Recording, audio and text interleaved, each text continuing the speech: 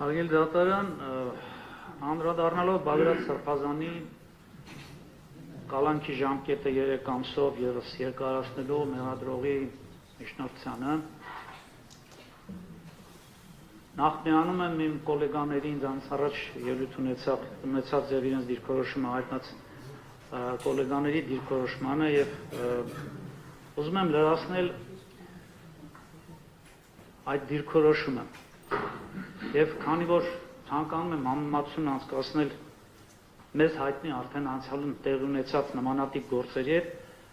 եւ որպեսզի արգելի դատարանի մոտ նորից տպավորություն չստեղծվի, որ ես փորձում եմ պատմություն սովորեցնել ինչպես Լիդիա Մանթաշյանի ժամանակ, իդեպ ասեմ երկու մասնագիտություն ունեմ, պատմություն իրավագիտության ֆակուլտետն եմ ավարտել եւ պետական համալսարանի իրավաբանական, դրա համար չեմ կարող զուտ իրավաբանություն այստեղ ներկայացնել, որտեղ ճիշտ նշեց իմ գոլեգան Խոդոյանը, որ բացի իրավականից նաև արկա է քաղաքական մոտեցում։ Տեսեք, պատմությանը երբ նայում եք Սովետ միության ժամանակ հանրայդ Վիշինսկի կար, որը մարդկանց դատում էր տրոյկայի միջոցով։ 3 հոգի ցուցմունք տային, բավական էր մարդուն դատել։ Ի վնաս այդ մարդու հիմքերը չեն նայում։ Հիմա այս գործով մենք ունենք 34 վկա։ 34 վկաներից ոչ մեկի դեմ, առավել ևս Բագրատ Սրբազանի դեմ ցուցմունք չի տվել։ Ձեր տիրապետման տակ ունեք 34 հատորանոց գործ։ Այս ընթացքում 6 ամիս է անցել, համոզված եմ, որ արդեն այդ գործերին պիտի ծանոթացած լինեք եւ այն որոշումները, որ կայացրել եք մինչեւ հիմա, ասենք, չհասնելով ծանրաբեռնության պայմաններում ամբողջությամբ ծանոթանալ, ձեր մոտ միգուցե ներքին համոզմունք չէր ձևավորվել, որը շատ կարեւոր է քրեական դատավարության նորմով է սահմանվում նաեւ, որ ապացույցները բազմակողմանի լրիվ օբյեկտիվ համակցության մեջ հետազոտելուց հետո ներքին համոզման պետ դատավորը դատական ակտ կայացնում։ Ձեր ներքին համոզմունքը առայն որ այստեղ քրեական գործ գոյություն չունի, արդեն պետք է ձևավորված լինի,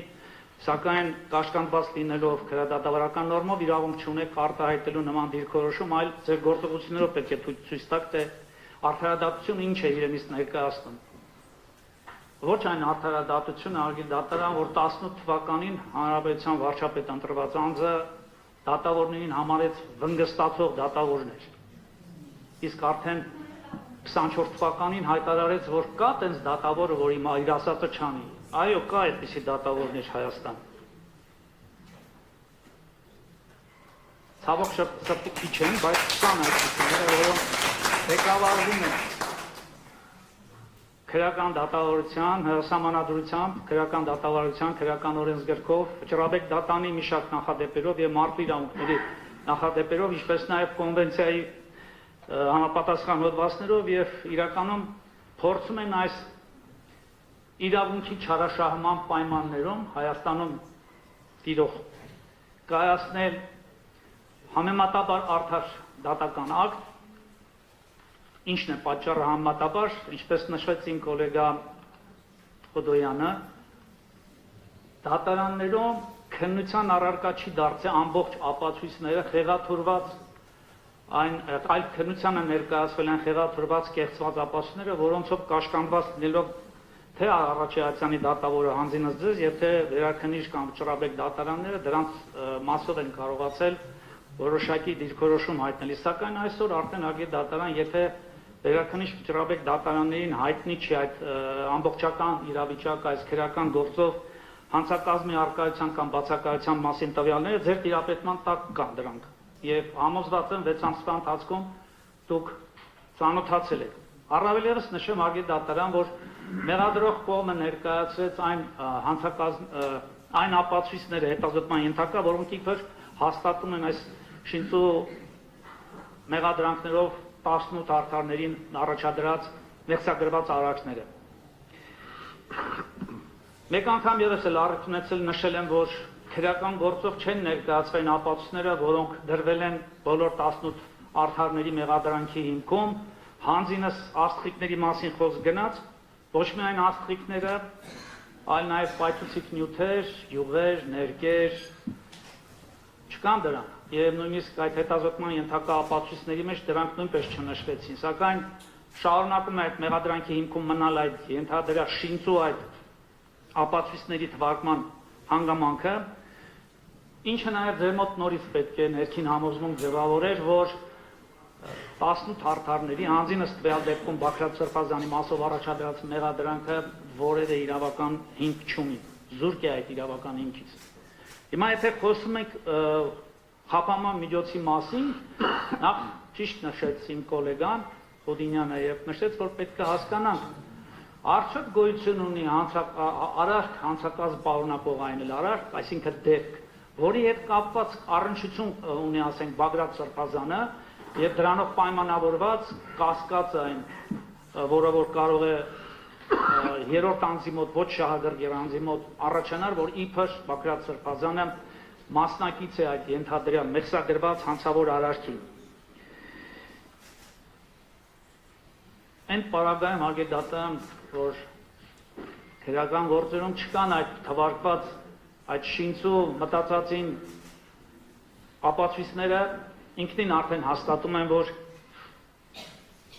այս գործը պատվիրված գործ է եւ ունի քաղաքական հետապնդման նպատակ եւ նաեւ ինչու՞ չէ ամենաառաջնայինը, որ զրկեն ազգին որոշակի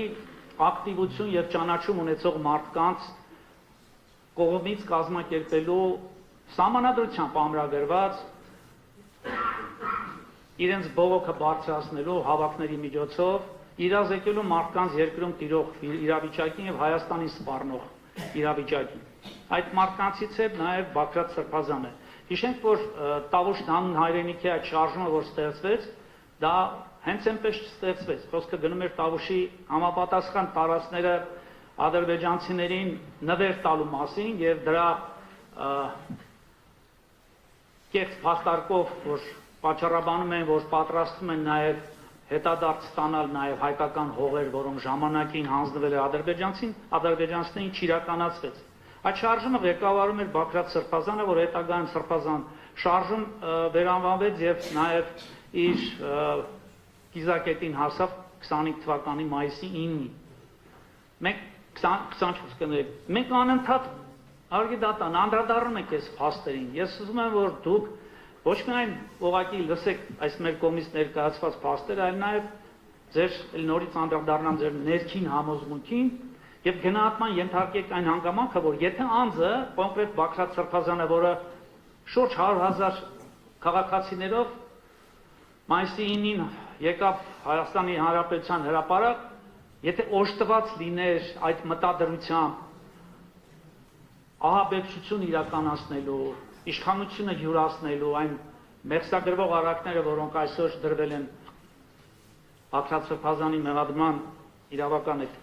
հոդվածների մեղադրման հիմքում, կիրականացվեր հենց այդ ժամանակ։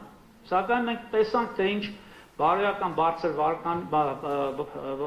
հատկանիշ եւ նաեւ պետական պետության շարքերը, ասենք, հիմքերը չքայքայելու գործընթաց թույլ տվեց Բագրատ Սրբազանը, որ չգնաց բռնության, չգնաց ուժով իշխանությունը զավթելու եւ իրականում կարող էր այդ ուղղորդել այդ 100,000 բնակչությանը վերցնելու իշխանությունը միանշանակ հնարավոր էր, բայց նա նախընտրեց սահմանադրական կարգով պայքարելու ժողովրդի իրավունքների համար։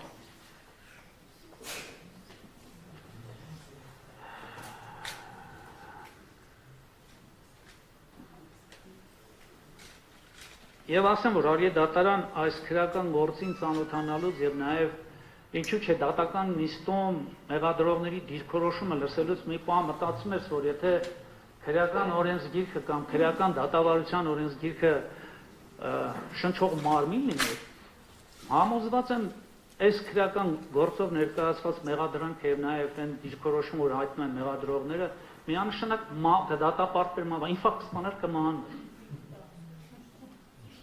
Դա չի նշանակում, որ այս գործով մասնակից փաստաբանները չանդրադառնան արդարներին։ Այնպես իմիջիալոց գալիս են այստեղ խոսում են, ասում են, հիմնավորում թողում գնում են կամ ինչպես հանրային մեղադրողներն են ասում PR-ի համար, ուզում ենք ճանաչվենք ժողովրդի մեջ, որ տեսեք ինչքան սուր կարող ենք խոսել։ Իրականում ապրում ենք այս քրեական գործով։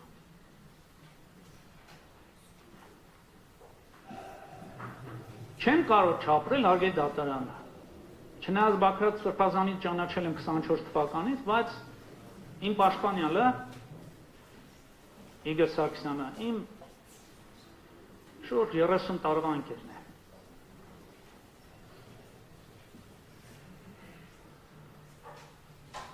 Այս 30 տարիների ընթացքում ես հնարավորություն եմ ունեցել ճանաչել նրան։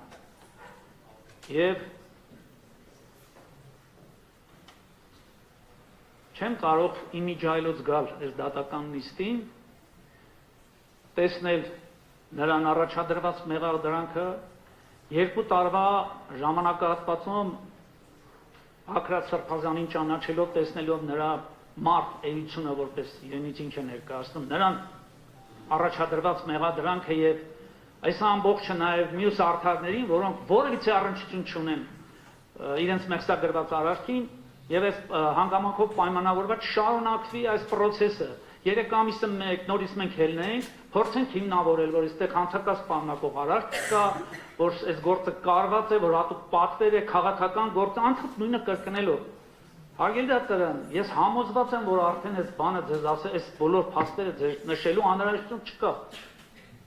Վերջապես դուք պետք է նաև քայլ անեք դեպի արդարադատությունը։ Ցույց տաք, որ դուք այն դատավորներից չեն, որոնք պատվերով դատական ակտ կայացնեն, եւ առավել եւս վնգստացող դատավորներից չեն, որ դուք իրականում օժտված եք բարձր կամային հաշվարկներով, իրականում արդարադատությունը իրականացնում, ու նաև չեք ապրում մեկ օրով, որովհետև կյանք շարունակվելու է, ձեզ հիշելու են որպես արդարադատություն իրականացնող դատավոր։ Այսքան հարգելի դատավոր, շնորհակալ եմ։